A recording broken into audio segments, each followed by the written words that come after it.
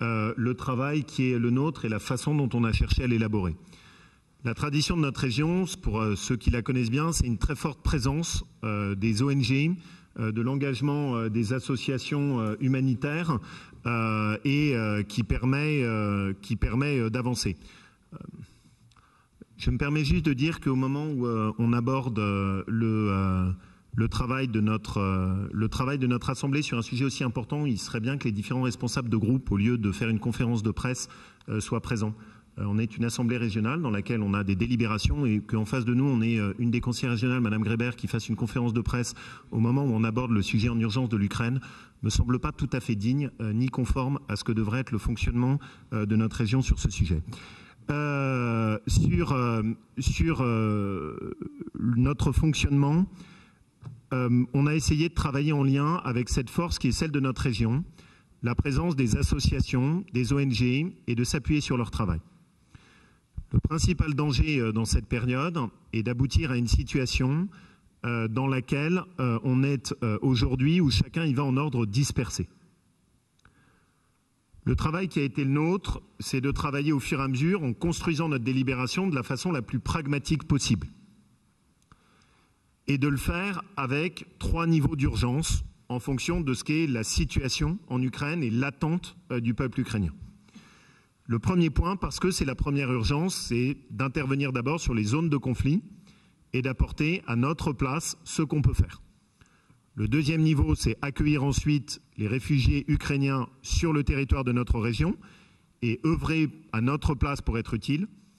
Le troisième, c'est commencer à se projeter, même si en ce moment c'est très difficile, sur ce que sera l'après et essayer de se préparer parce qu'à ce moment-là, il sera très important d'être présent aussi. Je veux devant vous rendre hommage à toutes les associations et les organisations humanitaires qui nous accompagnent. Et nous avons décidé de travailler tous ensemble. C'est la force de notre région, c'est cet esprit d'équipe qui nous caractérise. Je veux remercier ici Bioport, qui est très important, association qui est une chance pour nous, qui travaille dans la logistique humanitaire, c'est-à-dire qu'il récupère tout ce qui peut être donné et l'organise de façon rationnelle. Par le biais de Bioport, nous allons proposer à toutes les collectivités locales de passer par ce système pour pouvoir acheminer les aides qu'ils peuvent collecter. Je veux remercier ici les Hospices civils de Lyon qui constituent des kits d'urgence, la Croix-Rouge française qui est en ce moment même en Pologne et en Ukraine dans le cadre de la coordination des actions de la Croix-Rouge internationale avec une très forte implication de notre Croix-Rouge régionale.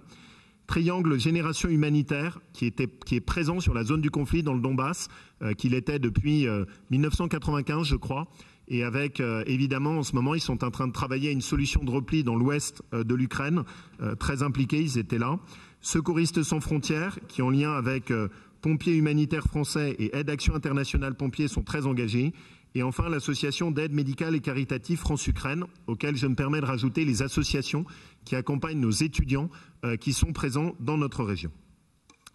Dans ce cadre-là, la première priorité pour intervenir sur la zone de conflit, c'est acheminer les médicaments et tout ce qui relève de la santé. On a nos étudiants qui, comme ils l'avaient fait dans le Covid, les étudiants de nos IFSI, de nos écoles d'infirmiers et d'infirmières, qui se sont mobilisés pour constituer des kits. Ces kits, ensuite, en s'appuyant sur les associations que je vous ai mentionnées, vont être acheminés et partir en direction de la zone de conflit. On avait des exemples tout à l'heure où les gens nous disaient on a des gens qui arrivent et qui ont laissé leurs médicaments, qui n'ont plus de soins et qui arrivent à la frontière en ayant interrompu parfois des traitements sur le diabète ou d'autres traitements médicaux. Donc c'est très important qu'on arrive à constituer à la frontière des stocks qui permettent d'agir et d'intervenir tout de suite.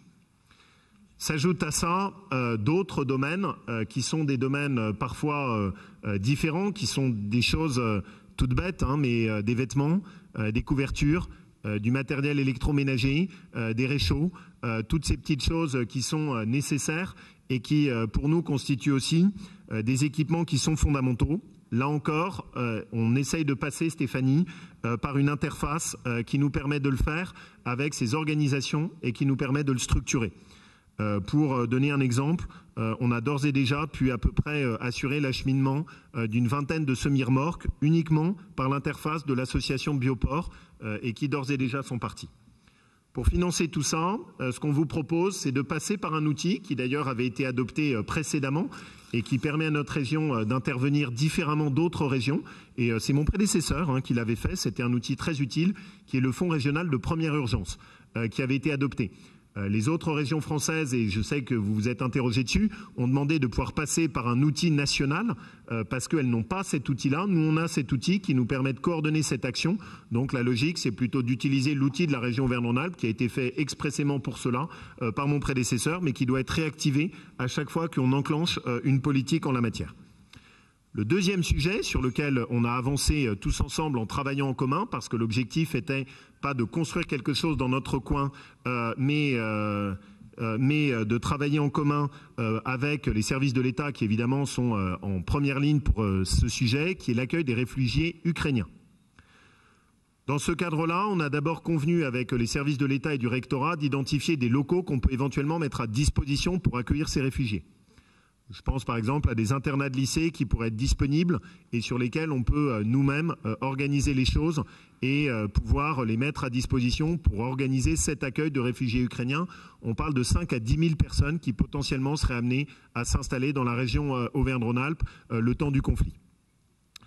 Mais pour être honnête, je pense que dans ce domaine, les collectivités locales qui ont souvent plus d'immobilier, les mairies, seront plus utiles que nous. En revanche, il y a deux domaines dans lesquels la région va être très attendue et qui sont importants. Le premier, c'est l'accueil des étudiants. Dans ce domaine-là, on a nous-mêmes la charge des lycées, on connaît parfaitement notre tissu d'apprentissage, la carte de formation de la région. Et donc l'objectif, en travaillant étroitement avec les services du rectorat, est de pouvoir organiser l'accueil qui soit le plus adapté à chaque élève qui nous est confié, à chaque famille qui vient chez nous. Et y compris en montant en puissance sur l'apprentissage du français langue étrangère, ce qui est là aussi pour nous un point très important et sur lequel je pense que l'ouverture de nos structures de formation pourrait être très utile. La deuxième dimension qui est propre aux réfugiés ukrainiens, c'est l'ouverture de ce statut particulier qui a été décidé par l'Europe et qui permet aux réfugiés ukrainiens de travailler dès qu'ils arrivent sur notre territoire. C'est un signe fort d'intégration et c'est un signe fort de notre accueil. L'objectif, Ségolène, est qu'on puisse ouvrir très fortement notre appareil de formation pour pouvoir l'adapter. On sait qu'on a des métiers en tension et des métiers sur lesquels on peut aider ces familles qui vont arriver à s'insérer rapidement. Et donc l'objectif pour nous est de mobiliser notre appareil de formation très rapidement pour pouvoir organiser la formation et l'accueil de l'ensemble de ces familles qui arriveront chez nous. Je vais prendre un exemple très concret. Vous savez qu'on a ouvert ce qu'on appelle une école Toumo à Charbonnières. Cette école Toumo accueille des élèves lycéens pour leur apprendre tout ce qui est le codage numérique, le digital. Il se trouve qu'il y a une école Toumo en Ukraine qui évidemment a fermé. 3 formateurs de cette école Toumo vont être accueillis dans notre école à nous et vont pouvoir contribuer à la fois à la formation de nos élèves. Le codage informatique n'a pas de frontières et pas de langue. Et en même temps, ils pourront aussi, on leur confiera, des élèves ukrainiens qui viendront et qui pourront être formés par leur aide. Et le fait qu'ils puissent parler ukrainien sera évidemment extrêmement utile pour nous. Je veux ici avoir une pensée toute particulière pour les étudiants ukrainiens qui sont dans notre région. Ils vivent une situation qui est terrible, dans laquelle se croise à la fois la très profonde inquiétude pour la famille restée en Ukraine, parfois dans des situations difficiles, et on a eu des témoignages qui ont été très forts. Et en même temps, ici, là où ils sont chez nous, tout simplement, tout le soutien de la famille s'arrête, tout le cadre sur lequel ils étaient pour pouvoir financer leurs études s'arrête, et avec le risque tout simplement qu'ils ne puissent pas poursuivre leurs études. Donc on a décidé de mettre en place un fonds d'urgence destiné à venir en aide en urgence sur des situations un peu exceptionnelles et où la région pourrait intervenir en solidarité. Je tiens à dire qu'on a vraiment besoin de notre mobilisation à tous et conjointement. S'ajoute enfin à cela un dernier élément. On a décidé de venir en soutien à la joueuse de tennis ukrainienne qui a quand même marqué de son émotion le tournoi Open Park Auvergne-Rhône-Alpes de Lyon, sur lequel elle a été en finale alors qu'elle n'était au début pas qualifiée. Et c'est une jeune femme qui force le respect, 21 ans. Elle nous a expliqué comment est-ce qu'elle avait quitté Odessa par mer en laissant sa famille derrière. Et elle a une fondation qu'elle avait créée avant même le conflit, qui intervient notamment pour les opérations des yeux pour les enfants. Et elle a décidé d'étendre cette fondation sur l'action pour les enfants dans la guerre. Et la région va faire un partenariat avec elle. Et elle a accepté un peu d'être notre marraine dans toutes ces actions de mobilisation dans la région Auvergne-Rhône-Alpes au profit du peuple ukrainien. Enfin, et c'est un peu dur de commencer à se projeter, mais il faut le faire, c'est des leçons qu'on a acquises lors de nos interventions, notamment sur le conflit en Irak. Il faut intervenir tôt, il faut pouvoir intervenir en amont et penser dès maintenant la reconstruction. En lien avec la Fondation Mérieux, on va travailler tout de suite sur comment se projeter et identifier les premiers besoins, notamment sanitaires, parce que souvent, après une zone de conflit, ce sont les premiers besoins et ce sont les premiers dangers. N'oubliez jamais, pour reprendre malheureusement une analogie, que la grippe espagnole, au lendemain de la Seconde Guerre mondiale, a fait plus de victimes que ce qu'a été en soi le conflit de la Seconde Guerre mondiale sur le territoire français. Et donc, ça fait partie de sujets sur lesquels il faut dès maintenant se projeter et avoir cette vision de se dire il y a aussi un après-conflit. L'après-conflit peut être très meurtrier. C'est très difficile de penser à ça maintenant, mais il faut aussi qu'on ait cette projection. Donc, c'est à ces 3 niveaux qu'on va s'organiser. On vous demandera de voter un premier volet en urgence qui porte uniquement sur le soutien sur la zone de conflit, qui est le déblocage en urgence d'une somme de 300 000 €. Ce sera l'engagement le plus important de région, juste après celle de la région Île-de-France, qui évidemment n'a pas tout à fait les mêmes moyens financiers que nous, et qui marque, je pense, l'importance de notre solidarité.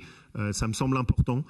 Mais aussi, au-delà de ça, notre devoir, c'est d'organiser en commun tout le travail ensemble pour pouvoir avancer et travailler tous en équipe.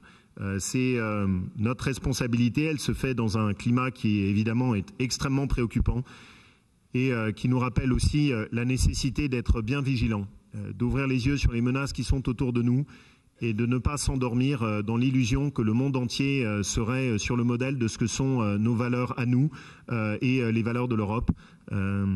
Peggy avait cette phrase que je trouve très forte et malheureusement très adaptée à la situation. Il faut avoir le courage de voir, il faut avoir le courage de dire ce qu'on voit et il faut ensuite avoir le courage de faire.